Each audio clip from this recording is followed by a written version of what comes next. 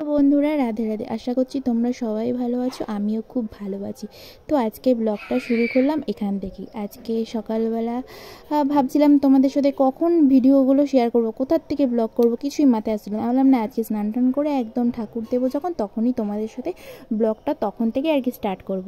তো সেই মতন কি আর কি ঠাকুরকে যখন পুজো দিচ্ছিলাম তখন আমি ব্লগটা স্টার্ট করেছিলাম, সেগুলোই তোমাদের সাথে আজকে শেয়ার করব। তো চলো দেখি সারাদিন আজকে আমি কি করি। ঠাকুর দিয়ে মানে ঠাকুরকে স্নান টান করিয়ে চন্দন পরিয়ে তুলসী পাতা দিয়ে এখন চলে যাচ্ছি আমি কোথায়, ট্রেনে করে ঘুরতে চলে যাচ্ছি বাপের বাড়িতে। বাপের বাড়িতে যাব বলে সকাল থেকে উঠে কাজের লেভেলটা আজকে আমার সেই ছিল, মানে অনেক স্পিড ছিল যে কখন যাব বাপের বাড়িতে। তো এইদিকে স্টেশনে এসে দাঁড়িয়ে আছি, ট্রেনের অপেক্ষা করছিলাম। তো এত রোদের মধ্যে দাঁড়িয়ে থাকতে থাকতে মাথাটা কেমন বেশ করছিল, যন্ত্রণা করছিল। তাক দেখতে দেখতে ট্রেনটা তো চলে আসলো ফাইনালি। আর আজকে বাপের বাড়িতে যাওয়ার একটা স্পেশাল কারণ আছে, সেটা তোমাদেরকে আরেকটু পরে বলছি, কেন আজকে বাপের বাড়িতে যাচ্ছিলাম।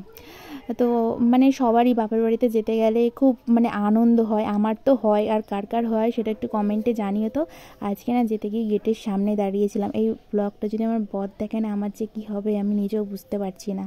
তো যাই ট্রেন থেকে নেমে গেলাম। তো এবার বাড়ির রাস্তায় আর কি হাঁটছিলাম, হাঁটতে হাঁটতে তো এইদিকে দেখো বাড়ির রাস্তায় চলে আসলাম। আর এই দেখো বাড়িতে তো আমি চলে এসেছি, আর এটা হচ্ছে প্রেশার লোক আমার দিদুন। তো মা বাড়িতে এসে দিদুনের সাথে কথা বললাম আর কি, আমাদের বাড়িতে এসে। আর এদিকে মা জল ভরছিল, জেঠি বাসন মাজছিল।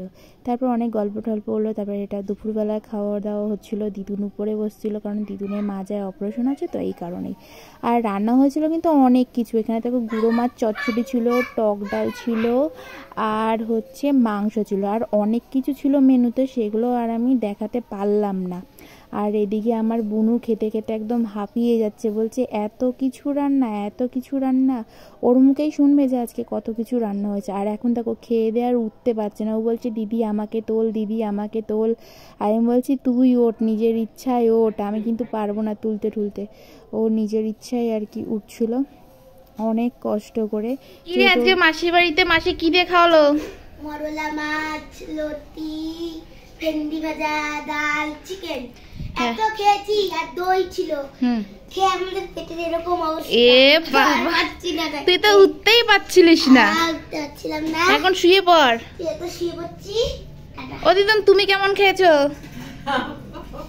দিদুন খেয়ে আমি আর খেয়ে দে কথাই বলতে পারছি না। আরে তাহলে এই কথাটা বললো কি করে, এই কথাটা চুপ কর। সেই পাচ্ছি না আমি আর।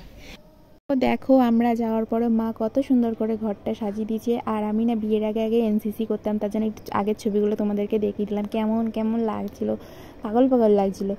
আর এদিকে দেখো মা কি সুন্দর করে ঘর দুয়ারগুলো গুছিয়ে রাখে, আমার তো এইভাবে খুব ভালো লাগে। আর এই দেখো এই ঘরটা বিয়ের আগে আমি থাকতাম। আর বুনু দেখো এসে নাচ দেখাচ্ছে, আর যে হ্যাঁ হ্যাঁ তুই নাচ কর, বলছে হ্যাঁ আমি নাচ করব।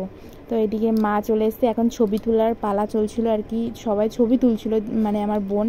আর আমি শুয়ে শুয়ে মানে গরম লাগছিলো তো তাই আর কি শুয়েছিলাম। তারপরে সবাই মিলে আর কি শুয়েই সময়টা কাটিয়ে দিলাম যতক্ষণ ছিলাম। তারপরে তো বাড়ি যাওয়ার টাইম হয়ে গেল, যে যার মতন সবাই সবার বাড়ির দিকে এখন চলে যাব। তারপরে আর কি এইদিকে আর আমাদের বাড়ির হচ্ছে মিঠাই, এইদিকে মিঠাই দেখো বসে বসে ও এখন কি ভাবছিল জানি না, ও ওকে খেতে দিয়েছিল, খাওয়া দাওয়া কিছু করছিল না, এমনি চুপচাপ আর কি বসেছিল। আর বাড়ি ফেরার সময় আকাশে এতটা মেঘলা, যখনই আর কি বাড়ি থেকে কোথাও যাই কেন জানি না আকাশটা এরকম মেঘলা হয়েছে, আর বৃষ্টি তো হবেই। দেখতে দেখতে ট্রেনটাও চলে আসলো। তো এবার তো ট্রেনের অপেক্ষা করতে করতে যাক আমাদের তো ট্রেনটা আর আসলো না। এদিক থেকে একটা এক্সপ্রেস ট্রেন আসলো, ওই ট্রেনটাকে একটু বসে বসে দেখে নিচ্ছিলাম। কি করব, সময় তো কোনোভাবে আর কি কাটাতে হবে, এই কারণেই তো আবার বসে বসে সময় কিছুতেই ট্রেনের অপেক্ষা, এত তাড়াতাড়ি চলে এসেছি এবং ভালোই লাগছিল না কিছুতে। তারপর ফাইনালি আর কি ট্রেনটা চলেই আসলো। তো ওই ট্রেনে করে আমি সোজা আর কি বাড়িতে। তো আজকের ব্লগটা তোমাদের কেমন লাগলো অবশ্যই কমেন্টে জানিও। যদি ভালো লাগে চ্যানেলটি সাবস্ক্রাইব করে পাশে থেকো। আর সবাইকে জানাই টাটা।